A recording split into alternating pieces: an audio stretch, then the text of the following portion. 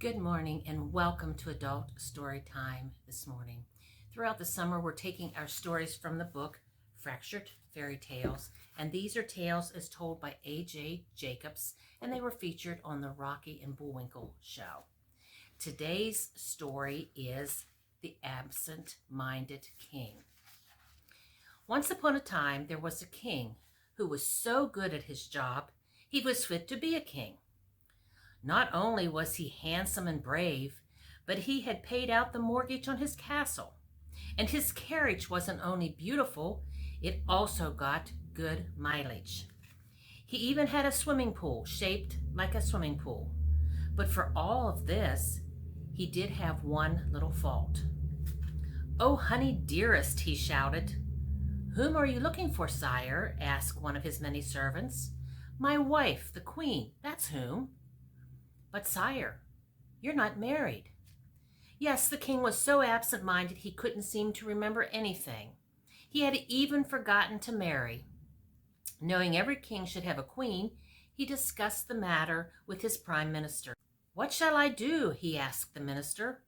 "First, I suggest you put on your pants." "Then what?" "Find a wife." And so it was decided. The king put on his royal corduroys and called all the fair maidens to the castle so he could choose the most beautiful to be his bride. They came by the thousands. "And who are you?" the king asked the 301st girl. "I am a beautiful but underpaid servant girl from the country." "Good," said the king. "Go out back to the stables and take care of the horses. I think they're due for a waxing." "But I didn't come here to wax the horses. I came to see if you wanted to get married." "What would I want to get married for?" Alas, the absent-minded king had completely forgotten why the young ladies had been sent before him. And though he did hire 3 maids, a dishwasher, and 5 cooks, he failed to select a bride. When reminded of this fact, the king was very sad. "If I'm ever going to get a queen, I'm going to need some help." So saying, he took a wishbone from his pocket, one that he had been saving for just such an emergency. He snapped it and surprisingly got the biggest half and said his wish. "Help!" he screamed. With that, some tiny bells tinkled, a thunderous crash sounded, and an applause sign lit up. There appeared a beautiful blue fairy. "I am a magic blue fairy, and I can help you get a queen." "I'm all ears," said the king. "I know," said the magic blue fairy. "The king could have been a body double in Dumbo, but I can still help you get a queen." The fairy told the king that his queen lived in a castle on the mountain, but to get to her, the king first had to slay a terrible giant who guarded the castle. A tall order, to be sure, but not quite as hard as it sounded. The fairy gave the king a magic sword that would let him defeat the giant. Guaranteed money back, minus shipping and handling. The king entered the woods and came face to face with the giant, or actually face to knee with the giant, but in any case, the king was right next to the giant and could have slain him on the spot. But for one thing, he had forgotten the magic sword. The giant picked the king up by the nose and tossed him over his shoulder. Luckily, however, when the giant threw him, he threw him nearer to the castle, so he actually passed the obstacle. "Lucky for me! Okay, now let's go get the princess." "Not so fast," cautioned the fairy. "Next, you must pass through the huge, vicious thorn bush that surrounds the castle." Vicious thorn bush? There must be a catch. As a matter of fact, there is. The secret is to be brave. The thorns will part to let a brave man pass. With that, the king steadied himself, and with all the speed he could muster, he ran headlong toward the vicious thorns. But also, true to form, he forgot to be brave.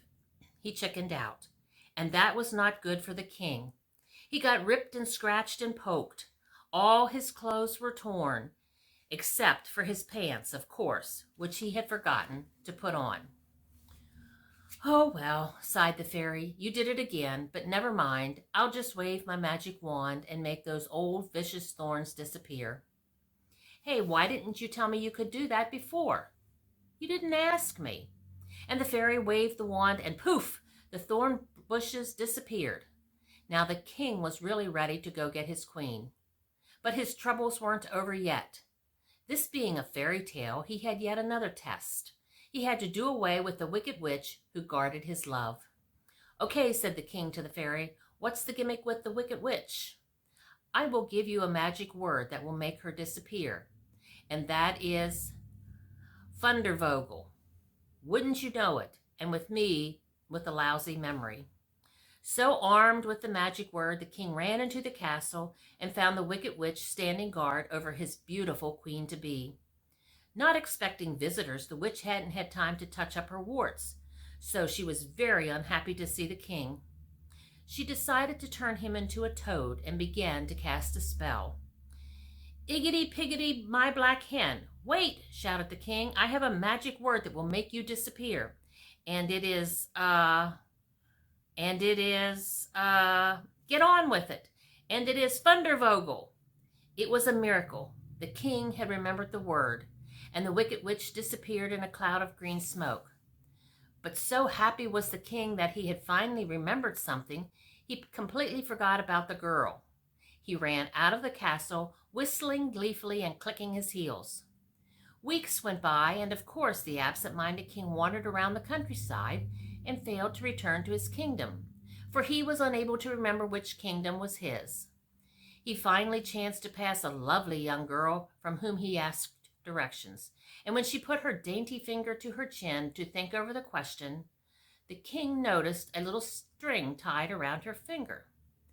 "Pardon me," said the king, "I couldn't help noticing that little string tied around your finger. What's it for?" "Why, to help remember." "Remember what?" "I don't know. I forgot." The girl, you see, was as absent-minded as the king, and needless to say, that was such a common bond, they fell in love. And so it was that What's-His-Name married What's-Her-Name in a who's-its and lived in a whatchamacallit happily ever after. Oh, just forget it. And that's today's story time, The Absent-Minded King. We're glad you could join us. We hope you join us again next week for the next story. Until then, stay safe, be healthy, and have a wonderful week.